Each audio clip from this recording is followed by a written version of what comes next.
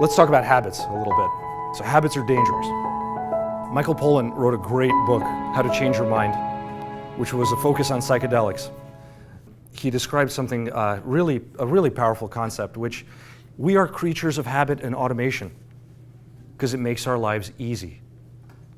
And you don't need to think about how you're going to handle it when your husband calls you and tells you he's late, or your children call you and say that they got a bad grade in school. You kind of have scripted ways of reacting that you tend to follow. He compares our lives to a ski hill.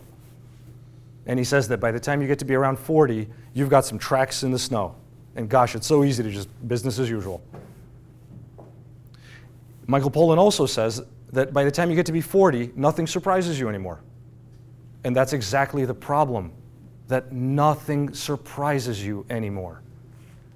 And I'm going to dip a little bit into this with the next slide, where we're going to talk about magic.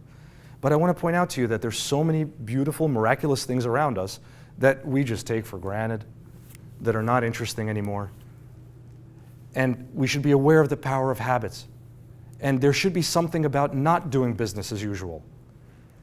More importantly, there should actually be something about doing things differently and being a little spontaneous. Sometimes you're giving a presentation, you decide to jump! Why? Because nobody expected that to happen, and it's fun to do that sometimes. And if you approach this from a fractal standpoint, being spontaneous and random and doing things a little differently on a small scale might actually equate to you being a little different and being able to change your ways.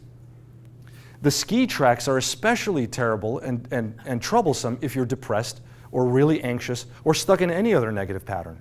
Because gosh, it's so easy to just go down the same path. So please, whatever you do, try to mix it up a little bit. Learn something new, do something new, learn an instrument, go to new places. Drive home differently, the classic cliche example, brush your teeth with your left hand. Do this to be spontaneous, but at minimum, do this to not become boring. Because we're all going to become boring if we keep doing things as we've been.